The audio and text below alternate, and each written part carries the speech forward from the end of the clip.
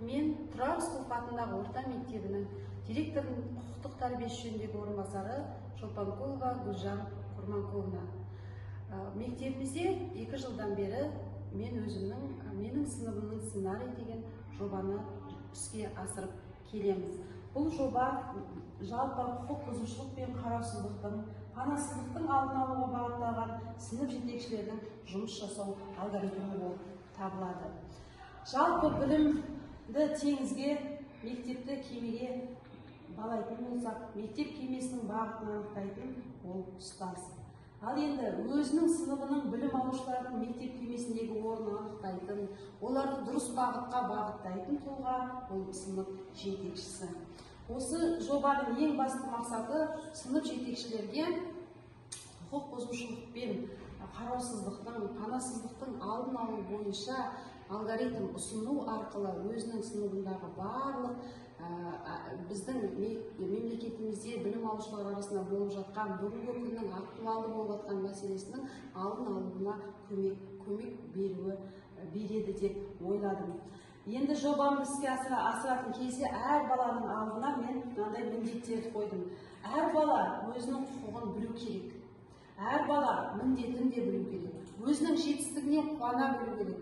Білімді өз үшін алатынын білу керек. Және де ол өзін мақтан тұтып, айналасына сыйлы бола алу керек.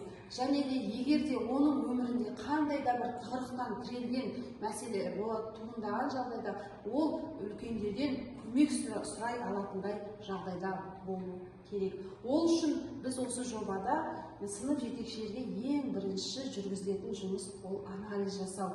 Өзінің сыныбындағы барлық оқушыларды анализ жасау арқылы ол ең алғашқы сценарийдің бірінші тетігін толтырады. Сіздің сыныбыңызда қанша бала толыққанды отбасы, сабаққа қатысу көрсеткіші қандай, қанша бала үйірмеге қатысады, дарынды бала, қанша сіздің сыныбыңызда қандай бала өгей әкемен, қанша бала өгей анамен тұратындығын анықтаңыз дейміз. Содан кейін сіздің сыныбыңызда қиын, девиантты мінез көрсететін, сабақтан көп қалатын, сондай балаңыз бар ма, көп балалы аз қамтылған отбасынан шыққан бала бар ма деп осындай анализ жасау алгоритмін ұсынып, ол сынып жетекшінің қолына мынандай мәліметтер беріп, кестелерді толтыруды ұсынамыз. Бұл бірнеше кесте түрінде. Бұл кестеге міндетті түрде бала үйірмеге қатысу керек. Міндетті түрде ол баланың күнделікті сабаққа қатысуы қадағалану керек. Міндетті түрде ол сыныпта дарынды, үлгере алмаушы баланы анықтау керек.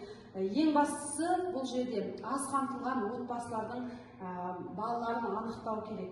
Өгей анамен, өгей шешемен тұратын баланы осы жерде кестеге салып, толтырып, ең бастысы бұл жерде сыныбындағы мінезінде ауытқуы бар, сондай тұрақсыз, қиын баланы анықтай алу керек. Енді ең бастысы осы жұмыстарды жүргізген кезде ол өзінің сабаққа толыққанды қатысатын қанша пайыз бала бар, сабақтан көп қалатын қанша бала бар, мінезінде ауытқуы бар қанша бала бар, аз қамтылған отбасында қанша бала бар, өгей анамен үйірмеге қатысатын дарынды бала, толыққанды отбасы. Осы диаграмманы толтыру арқылы ол өзінің анализін көре алады. Одан кейінгі қадам зерттеу. Анықталған балалардың әрқайсысын зерттеу керек. Соның ішінде әсіресе мінезі тұрақсыз, қиын баланы анықтау үшін жүргізілетін жұмыстар ұсынылады. Ендігі кезекте ең бірінші ол оқу үлгерімі, яғни оқуға деген баланың мотивациясын білу керек. Ол баламен үнемі әңгіме жүргізу арқылы ата-анасымен тығыз қарым-қатынасқа түсу керек. Бұл жерде бұрыннан келе жатқан үштік одақтың мәселесін алуға болады. Ата-анамен тығыз қарым-қатынас орнату керек. Ол қиын бала не себептен болды, қалай болды деген ары қарай зерттеу жұмыстарын жүргізе түсу керек. Ол баланың достарын, ортасын, мінез құлқын анықтау керек. Сыныптастарымен сөйлесу арқылы осы зерттеу жұмыстарын жүргізеді да келесі сценарийінің келесі несіне көшеді. Яғни бұл жерде мектеп психологтарына, сыныптың барлық қоғамдық іс-шараларына, түрлі байқауларға, әлеуметтік педагогқа өзінің ұсыныстарын айтады. Енді үшінші бағыт, ең бірінші анализ жасады, одан кейін оны талдады, қорытындылады, ендігі ары қарайғы алгоритм ол қажеттілігіне қарай бағыттау. Бала егерде ол сыныпта аз қамтылған оқушы болса, ол міндетті түрде сыныптың бір реттік ыстық тамақ тізіміне қосылу керек. Озат, екпінді, дарынды балалар міндетті түрде олар әртүрлі жарыстарға қатыстыру керек. Төмен оқитын оқушы болса, ол үлгермеуші, үлгерімі төмен оқушылардың тізіміне алынып, пән мұғалімдермен байланыс жасалу керек. Тәртібі төмен болса, ол міндетті түрде баяндау хат арқылы мектепшілік құқықтық кеңеске өтінішін беріп, мектепшілік есепке қойып, оның түзету жұмыстарына өзінің үлесін қосу керек. Одан кейін әр бала бейініне қарай бүгінгі күні мектебімізде бірнеше үйірмелер жұмыс жасайды. Барлық баланың бейінін ашатын керемет үйірмелерге осы тұста сынып жетекшісі түрткіжай болып бағыттайды балаларды. Сөйтеді де мына жерде толыққанды өзінің сыныбының сценарийін жазады. Мына тұста сыныпқа өте белсенді балаларды мектеп парламентінің несіне қосады. Дарынды бала, үйірмеге қатысатын, түрлі жарыстардан орын алып келе жатқан балалар, ол міндетті түрде директордың оқу ішіндегі орынбасарымен тығыз байланыс орнатады. Егер де жаңағындай өгей ата-анамен, аз қамтылғанмен, мінезінде ауытқуы бар балалар болса, ол міндетті түрде әлеуметтік педагог арқылы тәрбие жөніндегі орынбасармен қарым-қатынас жасайды. Енді мына жерде сабақтан көп қалатын, қиын бала, девиантты мінез көрсететін бала барлығы мектеп психологтарымен және тікелей директордың құқықтық ісі жөніндегі орынбасарының тікелей интеграциясында болады. Енді қорытындылау қалай жүреді? Бұл жерде әр 90 сайын сынып жетекшісі сыныпта өзінің жиналысын жасап, жеткен әр балаға жетістігі мен кемшілігін анықтап, ол балаларды алдыға қарай бағыттайды, көмек береді. Яғни алдыға қарай, сен мына жерде тұрсың, сен бұдан да жақсы нәтиже көрсете аласың деп балаға бұл жерде мотивация беру арқылы көмек береді. Енді бұл жобамыз мектебімізде қалай жүзеге асырылуда? Ең бірінші мен осы жобаны жасап 2023-2024 оқу жылының басында барлық сынып жиналысы сынып жетекшілер жиналысында осы жобамды таныстырып сұндым. Осы жобам бойынша сынып жетекшілерінің арасында 5-А сынып жетекшісі Жұматаева өзінің қызығушылығын айтты. Мен осы жобамен жұмыс жасап көремін деп ұсынысты қабыл алып, міне 2 жылдан бері біз жұмыла осы сыныптың сценарийін жазудамыз. 5-А сыныбының ең алғашқы оқу жылында, яғни былтырғы 5-ші сыныбында жазылған сценарийдің бүгінгі күнгі көрінісін сіздерге көрсетеміз. Мінекей сынып жетекшісі жазып отыр. Барлық бағанағы берілген алгоритмдің барлығын қадам-қадаммен орындады. Енді бүгінгі кезекте оқушылары ең бірінші робототехника, бүгінгі заманауи баланың талабына қарай роботтармен жұмыс жасайтын 2 баласы анықталды.